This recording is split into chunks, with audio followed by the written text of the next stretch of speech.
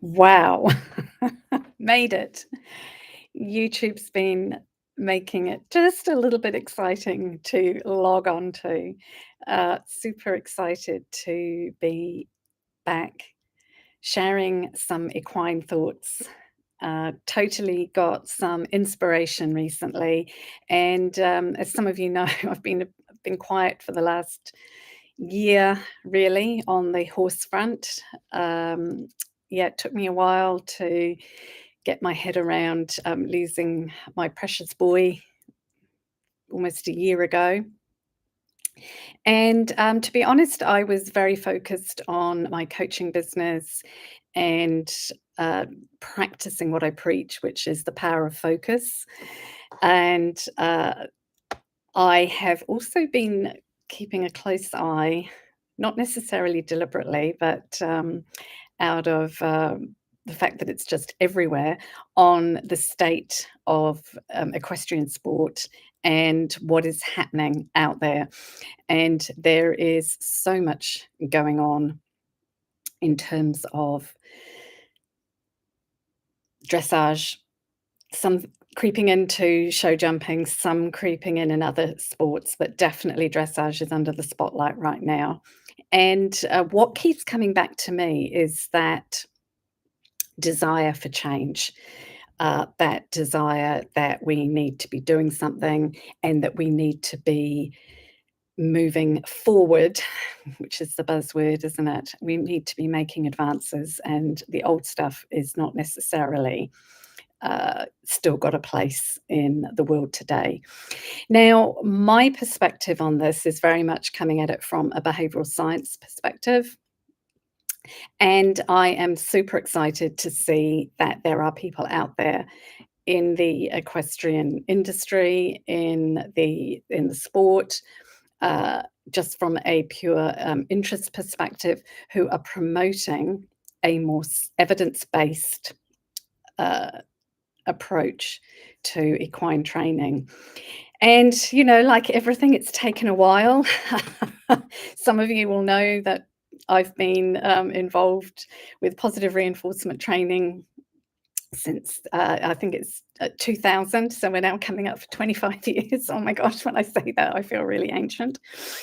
And it takes a while. Even back then, I was considered a nutter, uh, somebody who went round with a clicker and a big stick and got their horses to touch targets and then fed them. How ridiculous is that?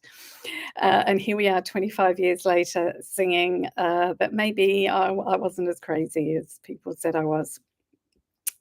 And the fact that we have taken this long is, I guess, a reflection of how deeply attached we are to traditional methods of training. And, I said to people, I will never argue that they don't work. Never argue with somebody. Find commonality, find common ground. And my common ground and my efforts to connect with people have been about tapping into their desire for that dream relationship with their horse, encouraging them to think of their philosophy, what they want, what they're prepared to do, what they're not prepared to do to get the result that they want. And any of you who've joined in any of my other Zoom sessions will know that this is where it starts. Find out what they want, and then how are you going to work with that person to bring about that desired outcome. And for me, it's also been about connecting with people who feel the same way, because if they don't feel the same way as me, whatever I present to them is going to just fall apart at the seams. They're going to be looking for what's wrong. And this ties in nicely. I've been taking furious notes about why I'm here today, because I got some inspiration from my human clients and from a live that I did on Friday last week with my coaching, looking at the small stuff. And it was, funny enough, it was looking at self-care. And I was looking at why, despite all the amazing advancements we've made with looking after ourselves, tapping into meditation, tapping into this, whatever, why we're still not looking after ourselves, why we're still struggling, why mental health issues are through the roof. And the thing that I came up with was we're looking too big. We're trying to solve a massive problem, and we are going to struggle to uh, do that if it's too big. So when I started thinking about that, this huge problem, and people are jumping in trying to fix their mental health, and I started to think, what's the smallest step towards self-care? What is the beginning? And the analogy that I gave to people on this talk was thinking about from a behavioral perspective, looking for the smallest behavior and building on that. And that's what we do. That's how you train animals. That's how we train from a behavioral perspective. We're looking for that smallest step, and we gradually increase in increments. We give reinforcement, we give encouragement, whatever that may look like to you, and we build on that.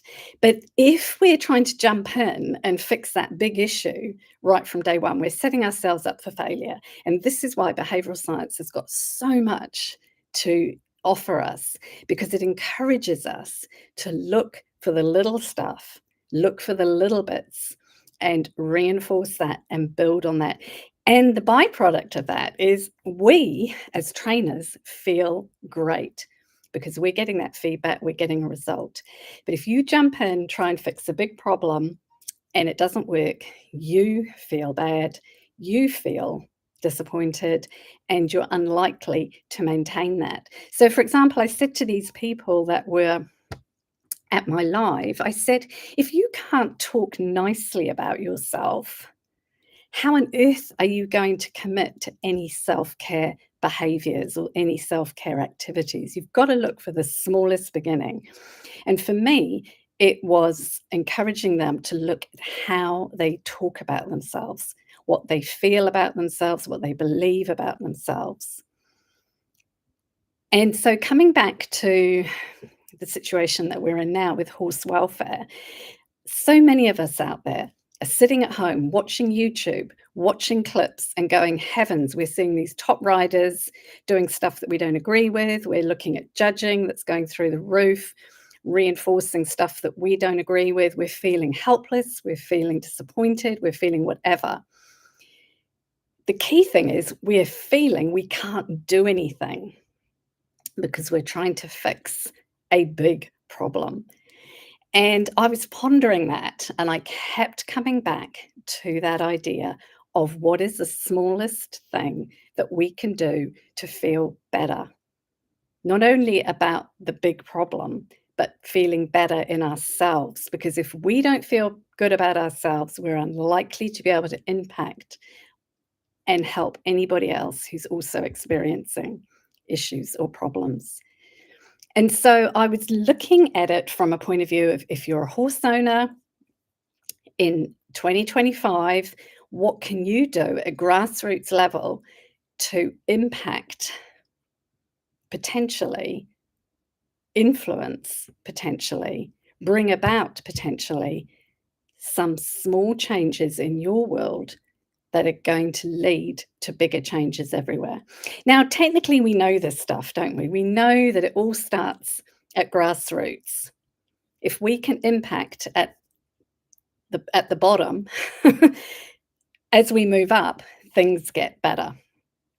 And of course, there is that top-down factor, but from our perspective right now, we need to be thinking about what we can do to bring about a shift at grassroots. And for me, what I would like to suggest is that you think about the small steps in your daily interactions with your horses as the beginning of change.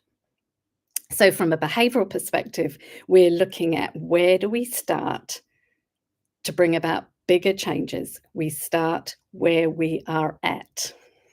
Now, something that has made me reflect is my interactions with my horses when I feel that there is nothing really big going on. Now, I'll try and explain that in a bit more detail. I do a lot of picking up of horse poo, right? And I've got a couple of things that have happened over the years because I've spent many hours out in the paddock with a shovel and a bucket. And my horses, because I use positive reinforcement with them, my my horses are nosy, right? If I'm out in the paddock with stuff, they come over and investigate. And I was reflecting on that small stuff that has led to bigger stuff with them. And one of my greatest success stories in training, and that I have to say, I'm very proud of, is that I have taught Jamie, one of my horses, to fetch a rubber chicken. And it's hilarious. I'm super proud of him, and it never fails to bring a smile to my face when we have some fun times. Now, that behavior grew out of some spontaneous small interactions while I was out in the paddock with my bucket and shovel. And it was because he was nosy. And a couple of times I wear gloves just because I'm calloused hands just drive me nuts. And I had taken off gloves for some reason and I dropped them and he was sniffing around with them and mouthing them and playing with them. And I had this impulse, this desire, this impulse to do something with that behavior. And I thought, I wonder if what I can get from this if I start reinforcing this mouthing and this playing with the glove. Now, that interaction grew into eventually training him to fetch things. And for me, it wasn't until many years later, I mean, I taught this way back in, oh gosh, early 2000s, that I made that connection between this small decision out in a paddock when I was picking up crap, this small decision to tap in to something that grew into this amazing behavior that is now his thing. And so what I wanted to share today was that idea that when you're doing stuff with your horses that you think is the wasted time, the throwaway time, for lots of people, it's the husbandry tasks. We're just going through the motions. And my thought is if we started tapping into that time and treating it a little bit more sacredly, that we have got potential to shift and to grow and advance in our training. And I think this is incredibly powerful. Of course, it's coupled with your philosophy. Not everyone taps into positive reinforcement with a smile on their face. But I think that once you've had a go with it, once you've had some conscious awareness time with your horse thinking about that grows and expands. Now, something that I also wanted to share with you, and these notes are just I've thrown them aside, haven't I? I wanted to mention that years ago, I was really, really blessed to get to go and see Carl Hester do a training demonstration. And my takeaway from that day was some powerful stuff that he talked about. And it wasn't big stuff. It wasn't how he did these amazing dressage tests. It wasn't his sort of secret sauce or anything like that. It was a statement that he said that has led to his success. And he said he practices the basics. He polishes the basics. He gets them right. And out of that grew again that idea that it's the simple, small, often boring stuff, as I said, that we just go through the motions, we just get it out the way because we want to go and do the big stuff. And we miss these opportunities because that small stuff can become the big stuff. And I thought, gosh, that's interesting coming from him, because you are inclined to think that when you're going to listen to somebody like that, who's doing this special demonstration, that he's going to talk big. And he didn't. He talked about getting the basics right. And I thought that was magic, because that is the foundation work. And this is why I got inspired today, because those of you that know me with my other stuff will know that I love to draw connections across things that I'm interested in, things that I'm passionate about. And the connections that I see, and because this behavioral science is everywhere, right? It's not just about horses. It's about people, it's about everything, it's about training. It underpins quality training. And once I can start seeing connections and I want to share across, it's interesting, because then we start to see that it's not isolated. And people that have done training with me with positive reinforcement, I used to say it's so much bigger than horse training. It will change your life because it shifts your perspective. And so if you're at home right now struggling with that, how do I make changes? How do I support welfare in 2025? How can I have an influence on horse training or the care and welfare of horses in 2025? I would say go back to what you do on a daily basis, because people are watching you. And we forget that. We forget that we're at pony clubs, we're out hacking, we're in the paddock on the side of the road, we're talking to friends, families are coming to see our horses. People are watching. And the more often that they're seeing this ethical approach to training, the more likely it is to catch on, because grassroots is where it starts, pardon the pun. And my belief, or my dream, should I say, not my belief, my dream is that it's going to become the norm. It's not going to be seen as something quirky or odd that a few people do. It's just going to become a way of life. And I firmly believe that we at the grassroots have the power to make that shift. But we have to be open, and we have to be asking ourselves, what relationship do I want with my horse? We have to let go of the desire to change other people. We have to let go of that need to do the big stuff, to jump in and do the big stuff at the top. We need to be taking some reinforcement ourselves from those small steps with our own horses. And I mean, it's Jordan Peterson, isn't it? Tidy your room first. I mean, he's been slated for that, but it's so true, isn't it? It starts at home. It starts at home. And start where you're at. Start where you're comfortable. But ask yourself 2 questions. I'm going to leave you with this. Ask yourself 2 questions, because this will help you decide how you're going to go about this. The first question you want to ask yourself is, what do I really want from my horse and my relationship with my horse? What's really at the heart? And get down into that heart, because I believe that so many of us want that dream horse connection. We want the magic. The second question you want to ask yourself, and it's kind of there's kind of 2 questions within the one question. What am I prepared to do? And what am I not prepared to do to get that outcome?